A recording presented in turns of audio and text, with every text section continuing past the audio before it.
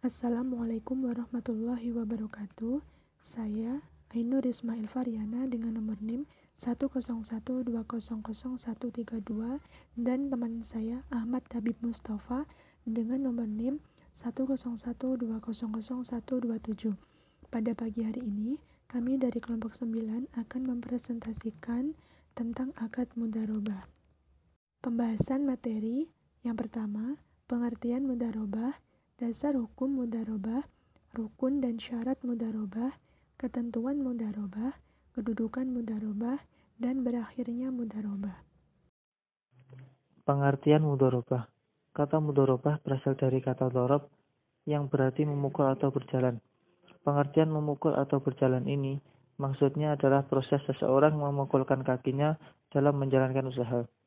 Sedangkan pengertian mudharabah yang secara teknis adalah suatu akad kerjasama untuk suatu usaha antara dua belah pihak, yang dimana pihak yang pertama disebut sahibul mal yang menyediakan seluruh modalnya, dan sedangkan pihak yang lain menjadi pengelolanya. Contoh seperti gambar di samping, suatu bentuk kerjasama antara sahibul mal dan mudharib.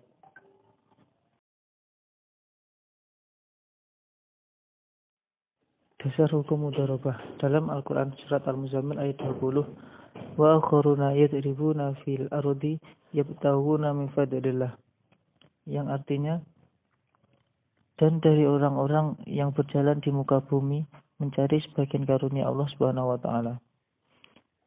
Dalam hadis riwayat Ibnu Majah nomor 2280 dalam kitab At-Tijarah, an Shalih bin Suhaibin an abihi qala Rasulullah sallallahu alaihi wasallam, salasan fayhinnal barakah al-bai'u ila ala ajalin wal muqadadatun wa la tulbudun bisa'idi lil bai'i. Artinya, dari Shalih bin Suhaib radhiyallahu anhu bahwa Rasulullah sallallahu alaihi wasallam berkata, 3 hal yang di dalamnya terdapat keberkatan: jual beli secara tangguh, muqadarah atau mudharabah, dan mencampur gandum dengan tepung untuk keperluan rumah, bukan untuk dijual. Dalam ijma', Imam Zailai telah menyatakan bahwa para sahabat telah berkonsensus terhadap legitimasi pengolahan harta yatim secara mudharabah. Qiyas merupakan dalil yang membolehkan mudharabah dengan mengkiaskannya analogi kepada transaksi musaqat, yaitu bagi hasil yang umum dilakukan dalam bidang perkebunan. Dalam hal ini, pemilik kebun bekerjasama dengan orang lain dengan pekerjaan menyiram, memelihara, dan merawat isi perkebunan. Dalam perjanjian ini, sang perawat atau penyiram mendapatkan bagi hasil tertentu sesuai dengan kesepakatan di depan dari output perkebunan pertanian. Dalam mudharabah, pemilik dana sahibul mal dianalogikan dengan pemilik kebun, sedangkan pemeliharaan kebun dianalogikan dengan pengusaha.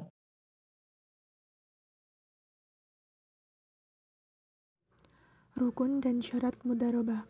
Pertama, rukun, adanya sahibul mal atau pemilik modal dan pengelola atau mudharib.